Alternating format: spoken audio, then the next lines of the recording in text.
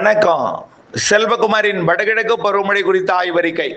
தொடர்ந்து நாம் வடகிழக்கு பருவமழை ஆய்வறிக்கை கொடுத்தாலும் நிறைய வினாக்கள் வந்து கொண்டிருக்கிற காரணத்தினாலே அந்த வினாக்களுக்கு விடை தரும் வகையில இந்த அறிக்கை சமர்ப்பிக்கப்படுகிறது. அதிகாரப்பூர்வ வானிலை அறிக்கைக்கும் இந்திய வானிலை ஆராய்ச்சித்துறை அறிக்கையை பார்க்கவும். 2026 ஆகஸ்ட் 26 புதன்கிழமை அதிகாலை நிலவர ஆய்வறிக்கை. வந்திருக்கிற வினாக்கள் பார்த்தீங்கன்னா, கடல் வெப்பம் குறைந்து கொண்டே போகிறது, வடகிழக்கு பருவமழையும் பொய்த்துவிடும் என்று சொல்கிறார்களே, உண்மையா? வடகிழக்கு பருவமழைக்கு முன்பு தென்மேற்கு பருவமழை தீவிரம் இருக்கும் சொன்னீர்களே, அது எப்பொழுது தீவிரம் இருக்கும்? வடகிழக்கு பருவமழை எங்கள் மாவட்டத்திற்கு எப்படி பெய்யும்னு ஒவ்வொரு மாவட்டத்தையும் குறிப்பிட்டிருக்கீங்க. இலங்கையிலிருந்து நிறைய வினாக்கள் வந்திருக்கு. இலங்கையில யாழ்ப்பாணம், முல்லைத்தீவு மற்றும் புத்தளம் பகுதி, உள்ளேயும் கிளிநொச்சி உள்ளிட்ட பகுதிகளுக்குள் இருந்தும் வினாக்கள் வந்திருக்கு. அதே போல கிழக்கு பகுதி, கல்முனை சுற்றுவட்டார பகுதி, மட்டக்களப்பு, காலி பகுதி, அம்மந்தோட்ட பகுதி, கொழும்பு பகுதியிலிருந்து கூட வினாக்கள் வந்திருக்கு. பெரும்பாலும் இலங்கையோட யாழ்ப்பாணம், காங்கேசன் துறை பகுதிகளிலிருந்தும் முல்லைத்தீவு பகுதியிலிருந்து வந்திருக்கு. அதே போல மேற்கு தொடர்ச்சி மலை பகுதிகள், குறிப்பா தேனி மாவட்டம், கன்னியாகுமரி மாவட்டம், கன்னியாகுமரி மாவட்டத்தில் தற்பொழுது பெய்து கொண்டிருக்கூடிய மழை எப்போ நிற்கும் அப்படின்னு கேள்வி கேட்டிருக்கீங்க. பூச்சி விரட்டு அடிக்கணும். அதே போல ஏலக்காய் சாகுபடி பகுதியிலையும் எப்பொழுது தென்மேற்கு பருவமழை நிற்கும்னு கேட்டிருக்கீங்க.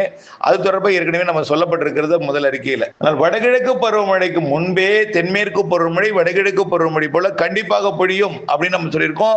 அதுலேயும் குறிப்பா இறுதி 15 நாள் நல்லா வலுத்திருக்கும் தென்மேற்கு பருவமழைன்னு சொல்லியிருக்கோம். அது இலங்கை உண்டு. இலங்கையை மையமாக வைத்து தான் காற்று சுழற்சி அமைய போகுது. ஆகவே நம்முடைய இந்த அனுபவித்துக் கொண்டிருக்கூடிய இந்த ஒரு அச்சுறுத்தும் வானிலை அப்படிதான் சொல்லணும், எல்லாமே மாறும். கடல் வெப்பத்தை நாம பாருங்க.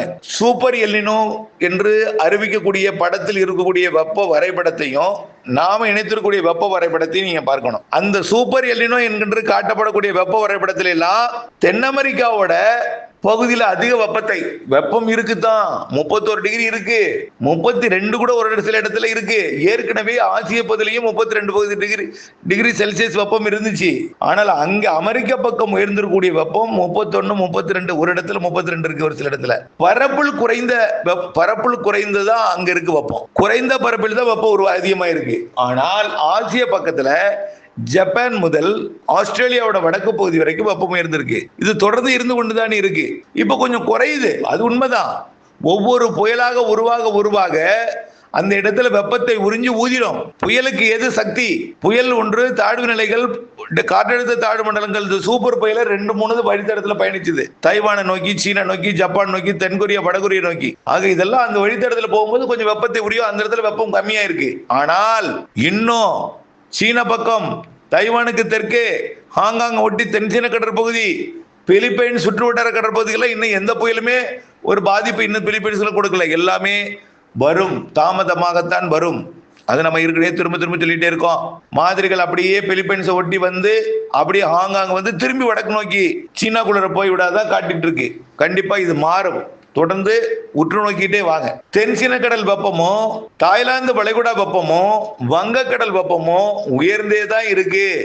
குறிப்பா இலங்கை ஒட்டிய வங்கக்கடல் பகுதி 30 டிகிரி இருக்கு. தமிழ்நாட்டை ஒட்டி பரவலாகவே 29, 30 தான் இருக்கு. 31 கூட சில இடத்துல இருக்கு. ஆனால் குமரி கடற்பகுதியிலையும் கேரளா கடலோர பகுதிகளிலையும் வெப்பம் குறைந்திருக்கு. அது காரணம் என்னன்னு பார்த்தீங்கன்னா, காற்று வலுவாக கடல் மேற்பரப்புல பயணிக்கும் பொழுது என்ன ஆகும்? நம்ம எப்படி காஃபி சாப்பிடும் போது சாசல்ல அப்படி ஊதி சாப்பிடும் போது எப்படி அந்த கடல் மேற்பரப்புல வெப்பத்தை தணிக்கிறதோ காத்து, அதே போலதான் அந்த காஃபில எப்படி மேற்பரப்புல நம்ம ஊதி சாப்பிடும் பொழுது குறையுதோ அதே போலதான் மேற்பரப்புல தொட்டு கொண்டு போகக்கூடிய காற்று வெப்பத்தை குறைக்கும். சூரியன் குத்துக்கத்திரி இப்ப வந்திருக்கு. கடந்த 17ஆம் தேதியிலிருந்து தமிழ்நாட்டில் விழுது. அது அரபிக்கடலையும் வங்கக்கடலையும் விழுந்துட்டு இருக்கு. தமிழ்நாட்டை ஒட்டி, கேரளா ஒட்டி.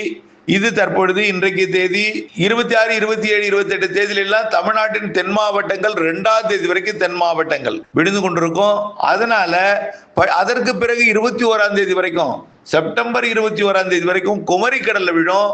ஆக வரக்கூடிய ஒரு மாத காலம் வங்கக்கடல், தமிழ்நாட்டை ஒட்டிய வங்கக்கடல், கேரளா ஒட்டிய அரபிக்கடல், தமிழ்நாட்டை ஒட்டிய குமரி கடல், குமரி முனையிலிருந்து நிலநடுக்கோட்டு பகுதி வரைக்கும் வெப்பத்தை உயர்த்தும்.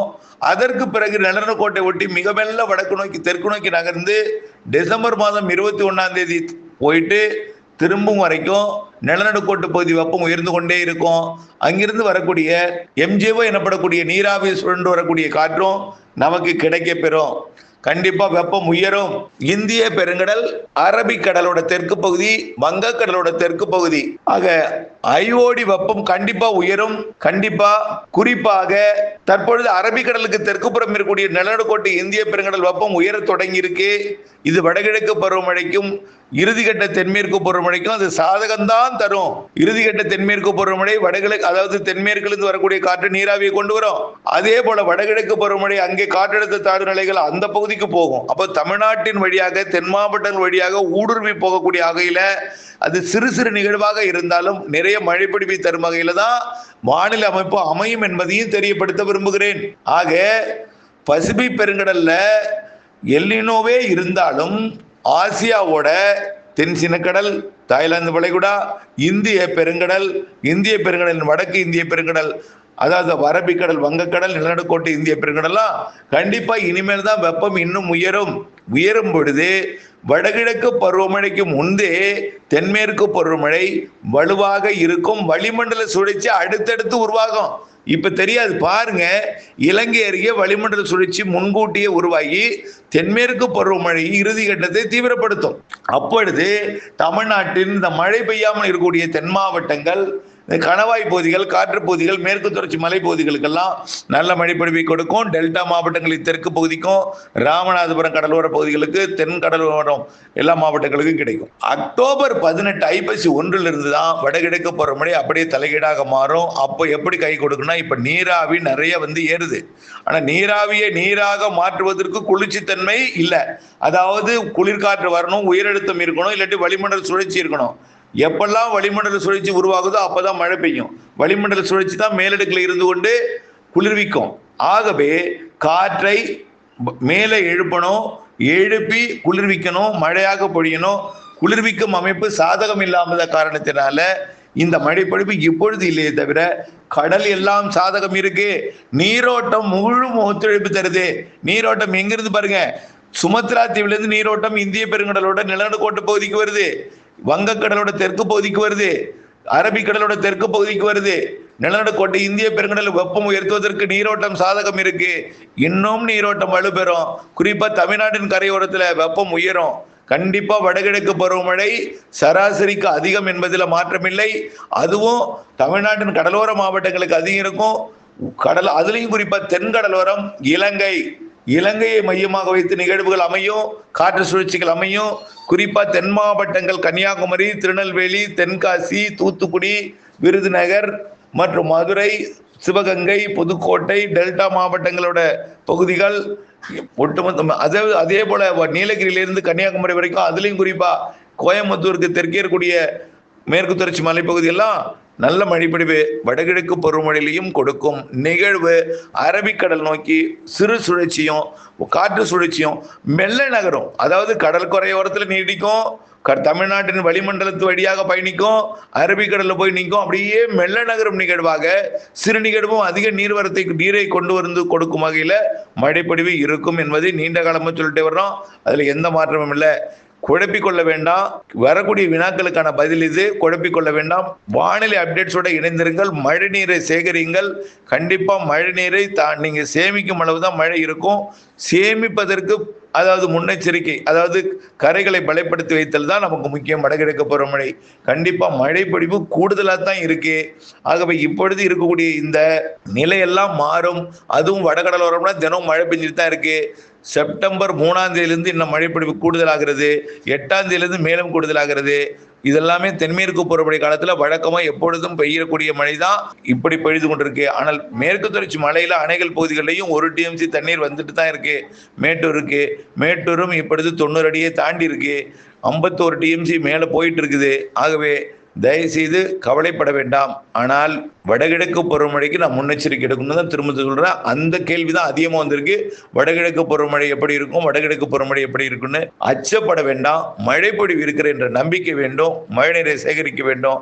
ஆனால் 2027 ஜனவரி 10க்கு பிறகு மழையோட அளவு கொஞ்சம் குறையும். அதுக்கப்புறம் வெயில் கொஞ்சம் கூடும். வரக்கூடிய பிப்ரவரி, மார்ச், ஏப்ரல், மே 15 தேதி வரைக்கும் உள்ள வெயில மட்டும் நம்மளை சமாளிக்கணும். அதுக்கு நாம வழக்கமா பெரிய லெவல எல்லாம் இந்த கடந்த ஆண்டு இருந்த, அதாவது கடந்த 2-3 வருடங்களுக்கு முன்பு பாத்தீங்கன்னா ஈரோடெல்லாம் 110க்கு மேலதான் தொடர்ந்து போனுச்சு. அப்படிப்பட்ட ஒரு வெயில் இந்த ஆண்டு கூட கோயம்புத்தூர் மாவட்ட பாலக்காட்டு கணவாயில வெப்பம் அதிகமா இருந்துச்சு. இந்த மாதிரி வெப்பம் ஒரு குறிப்பிட்ட பகுதியில் அதிகமா இருக்கும். புரியுதுங்களா? அது வரக்கூடிய ஜனவரி மாத கடல் வெப்பத்தை பொறுத்து, காற்றோட திசை வேகத்தை பொறுத்து நாம் அறிவிக்கலாம். ஆகவே வடகிழக்கு பருவமழைக்கு பிறகு கோடை காலம் கொஞ்சம் வெயில் அதிகமாக இருந்தாலும் மே மாதம் 15 தேதிக்கு பிறகு அந்த எல்னினோங்கிற பேச்சு முற்றிலுமா விலகிடும். அதுக்கு முன்னாடியே விலக போகுதுன்னு உங்களுக்கு ஒரு நிறைய நம்பிக்கை ஊட்டும் தகவல் உங்களுக்கு வழங்கிட்டே இருப்பாங்க. அதிலிருந்து உங்களுக்கு ஒரு நம்பிக்கை கிடைச்சிடும். அடுத்த ஆண்டு ஜூன்ல இருந்து எந்தவித குழப்பமும் இல்லாத பருவமழை சீராக இருக்கும். இணைந்தே இருங்கள் அப்டேட்ஸுடன். நன்றி.